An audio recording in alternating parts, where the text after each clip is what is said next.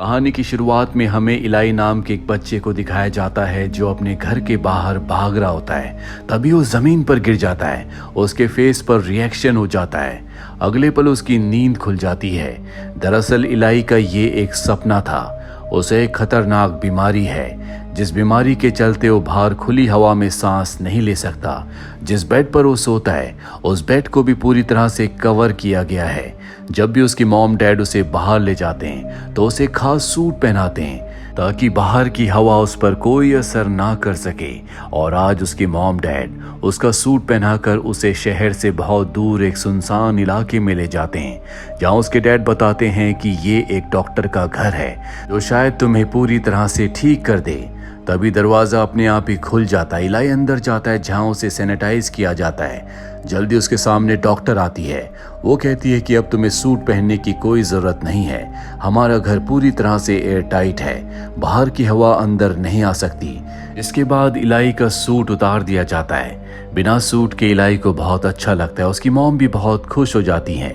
इलाई पूछता है क्या आपने पहले मेरे जैसे किसी पेशेंट को ठीक किया है। वो कहती है कि हाँ, मैंने बहुत सारे पेशेंट्स को ठीक किया है। अब तुम्हें नहाना चाहिए। जिसके बाद इलाई नहाने के लिए जाता है। आज बहुत वक्त के बाद वो पानी से नहाया है, इसीलिए वो बहुत इमोशनल हो जाता है। उसकी आंखों में आंसू आ जाते हैं। इसके बाद डॉक्टर उसे उसका कमरा दिखाती है और कहती है कि तुम सो जाओ, हम तुमसे सुबह मिलेंगे। रात को इलाई जब अपने कमरे में होता है तभी बाहर से उसे अजीब सी आवाजें आती हैं। इलाई खिड़की के पास जाता है जहां पर खिड़की के बाहर एक इंसेक्ट है और तभी उसे एहसास होता है कि खिड़की के पास कोई है जो सांस ले रहा है, क्योंकि उसकी सांस से वहां पर भाप बन रही होती है और उस भाप में कोई अपनी उंगलियों से स्क्रैच करता है, जिससे इलाई डर जाता है। वो उस कमरे में चला जाता है जहां पर उसके मॉम डैड हैं। इलाई उन्हीं के साथ सो जाता है। अगली सुबह वो सबको बताता है कि रात को विंडो के बाहर कोई अदृश्य चीज थी जिसे उसने महसूस किया था, पर सबको लगता है कि उसने कोई बुरा सपना देखा होगा। इसके बाद इलाई को मेडिकल रूम में ले जाया जाता है जहां डॉक्टर उसकी बॉडी में एक वायरस को इंजेक्ट करती है ताकि उसके बोन मैरो के सेल्स को रिपेयर किया जा सके, पर इससे उसकी बॉडी में एलर्जी होना शुरू हो जाती है जिससे इलाई बेहोश हो जाता है। जब उसे होश आता है तो वो अपने कमरे में होता है। वो कमरे की खिड़की से बाहर देखता है जहां पर एक लड़की है। इस लड़की को इलाई ने उस वक्त भी देखा था जब वो इस छोटे से टाउन की तरफ आ रहा था। वो झूले पर बैठकर इसे ही देख रही थी और अब खिड़की के गिलास के थ्रू ये दोनों एक दूसरे से बातें करते हैं। वो लड़की कहती है कि शायद तुम्हें भी एलर्जी है, यहाँ पर इसी तरह के पेशेंट्स आते हैं, मुझे ये जगह बिल्कुल पसंद नहीं है। ये कहकर वो वहाँ से चली जाती है। अब इलाई रात को अपने कमरे से बाहर आता है। चारों तरफ अंधेरा है। तभी इलाई को एहसास होता है कि उसके आसपास कोई है। जहाँ से आवाज़ आ रही होती है वो टॉर्च की रोशनी उस तरफ फेंकता है। उसके सामने एक लड़की का घोस्ट है। इलाई अपनी जान बचाकर भागता है और लड़की उसे चेस करती है और ठीक उसी वक्त इलाई के डैड वहां पर आ जाते हैं और कहते हैं कि तुम्हें इस तरह से रात को घर के अंदर नहीं घूमना चाहिए। वो उसे अपने साथ ले जाते हैं। जहाँ खाना खाते हुए इलाई अपने मॉम डैड को बताता है कि मेरे अलावा भी इस घर में कोई है, शायद उस बच्ची का भी इलाज चल रहा है। उसकी मॉम कहती है कि नहीं, यहाँ पर तुम्हारे अलावा कोई नहीं है, ये शायद तुम्हारा भ्रम है। इलाई अपनी मॉम की बातों पर यकीन करता है। उसे लगता है कि शायद उसकी मॉम सही कह रही है। वो अपने कमरे में वापस आ जाता है और एक बार फिर से विंडो के पास उसे उसी लड़की का घोस्ट दिखता है जो उसके पैर पकड़कर खींचना शुरू कर देती है। इलाई जोर जोर से चिल्लाता है। उसके मॉम डैड वहां पर आ जाते हैं लेकिन उन्हें वहां पर इलाई के अलावा कोई नहीं दिखता। इलाई उन्हें बताता है कि मैंने उस लड़की को एक बार फिर से देखा था। अब डॉक्टर भी यहाँ पर आ जाती है जो इलाई के मॉम डैड को बताती है कि शायद ये दवाइयों का असर है जो उसके दिमाग को भ्रमित कर रही है। इलाई की मॉम कहती है मैं चाहती हूँ कि तुम उसकी दवाइयों की डोज को कम कर दो, और इलाई के डैड कहते हैं कि हमें ऐसा नहीं करना चाहिए। ये इलाई के पास आखिरी मौका है। हमने इस इलाज में अपना सब कुछ बेच दिया है। और अब इलाई को भी यहाँ पर कुछ अच्छा नहीं लग रहा होता। वो अपने मॉम डैड से कहता है कि हमें घर जाना चाहिए, मैं यहाँ नहीं रहना चाहता। पर उसके मॉम डैड कहते हैं कि नहीं, हम चाहते हैं कि तुम ठीक हो जाओ। अब रात को जब वो अपने कमरे में होता है तो वही लड़की जिसे उसने इस टाउन में आने के बाद झूले के ऊपर देखा था, जो उसकी विंडो के बाहर आई थी, वो एक बार फिर से उसकी विंडो पर पत्थर मारती है। इलाई देखता है कि वो नीचे है। वो उससे मिलने के लिए नीचे जाना चाहता है, पर एक बार फिर से वही घोस्ट लड़की जो उसका पहले भी पीछा कर चुकी है, एक बार फिर से उसके सामने आ जाती है। इलाई उससे डर कर एक अलमीरा में छुप जाता और जोर जोर से चिल्लाने लगता है। उसके मॉम डैड वहां पर आ जाते हैं। वो इलाई को बाहर निकालते हैं। वो देखते हैं कि उस घोस्ट ने अलमीरा को तोड़ दिया है, साथ ही वहां पर इलाई के नाम को भी लिखा है। लेकिन अब भी सबको ये लगता है कि इलाई ये सब कुछ यहाँ से जाने के लिए कर रहा है। वो जो कुछ कह रहा है वो झूठ है, यहाँ पर कोई घोस्ट नहीं है।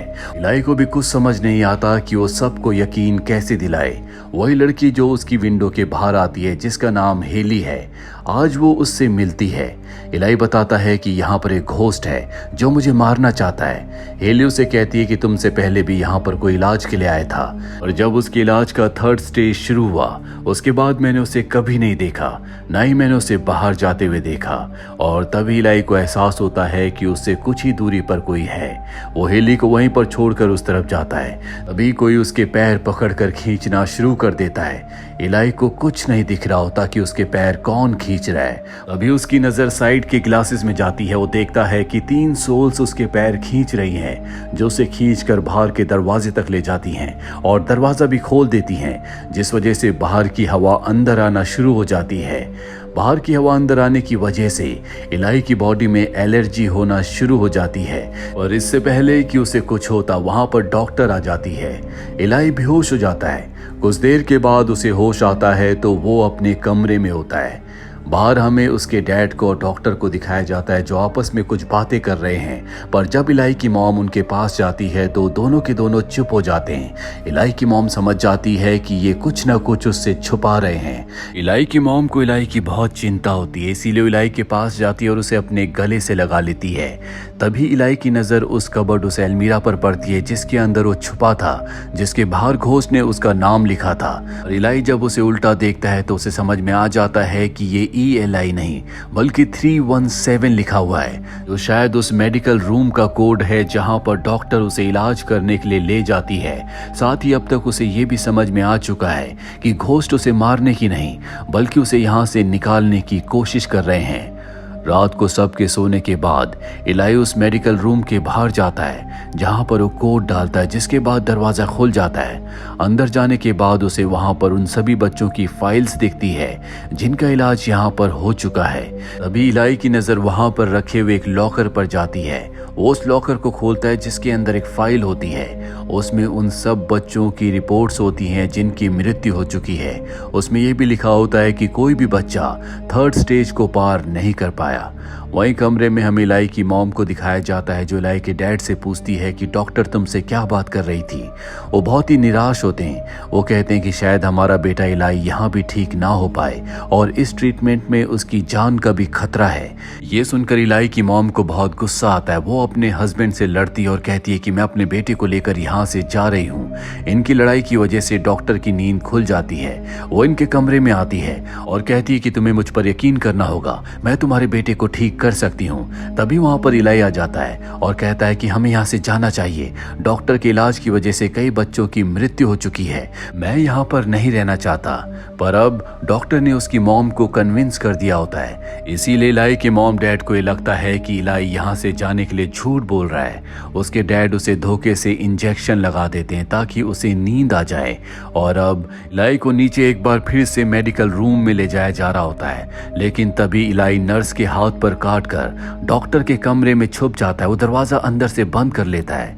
वहां पर उसे एक सीक्रेट दरवाजा मिलता है जिससे वो नीचे जाता है। यहाँ की हवा साफ नहीं है क्योंकि वहां पर बाहर की हवा आ रही होती है और ऐसी हवा में वो जिंदा नहीं रह सकता। लेकिन फिर भी इलाई नीचे जाता है। उसकी बॉडी में रिएक्शन होना शुरू हो जाते हैं, जिसके बाद वो बेहोश हो जाता है। कुछ देर के बाद जब उसे होश आता है तो उसे एक जगह सलाखों के पीछे कैद किया होता है। इलाई को समझ में आ चुका है कि वो बिल्कुल ठीक है। आज तक उससे झूठ बोला गया था। वो बाहर की हवा में सांस ले सकता है। वो अपने मॉम डैड से बहुत ज़्यादा नाराज़ होता है। उसकी मॉम उसके पास आती है और कहती है कि मुझे पता है कि तुम मुझसे बहुत नाराज़ हो, पर सही वक्त आने पर मैं तुम्हें सब कुछ बता दूंगी। इसके बाद इलाई जानबूझकर बेहोश होने का नाटक करता है। उसकी मॉम अंदर आती है, जहाँ पर वो अपनी मॉम के ऊपर हमला करके उन्हें बेहोश करके वहाँ से ऊपर आ जाता है और जो इस घर के गिलास होते हैं उन्हें तोड़कर वो बाहर जाना चाहता है। बाहर पहले से वो लड़की है जिसका नाम हेली है, जो बार बार उससे बातें करती है, पर इससे पहले कि वो यहाँ से बाहर निकल पाता वहाँ पर उसके डैड और डॉक्टर अपनी टीम के साथ आ जाते हैं, जो उसे पकड़कर नीचे मेडिकल रूम में ले जाकर बांध देते हैं। दूसरी तरफ उसकी मॉम को होश आ जाता है। वहाँ पर एक बहुत बड़ा कुआं होता है। वो उसके अंदर देखती है जहाँ पर बहुत सारे बच्चों की डेड बॉडी होती है। वो समझ जाती है कि उसके बेटे का भी यही हाल होने वाला है, इसीलिए एक चाकू उठाकर वो ऊपर जाती है, जहां पर वो चाकू की नोक पर डॉक्टर से कहती है कि मेरे बेटे को छोड़ दो। साथ ही वो अपने हस्बैंड को बताती है कि इससे पहले जितने बच्चों को यहाँ पर लाया गया था वो सब के सब मारे जा चुके हैं और मैं नहीं चाहती कि इलाई के साथ भी ऐसा हो। उसके हस्बैंड उसके पास आते हैं, उसके हाथ से चाकू लेते हैं और वो चाकू वो डॉक्टर को दे देते हैं, जिसके बाद डॉक्टर अपना क्रॉस निकालती है और कुछ मंत्रों का उच्चारण करती है।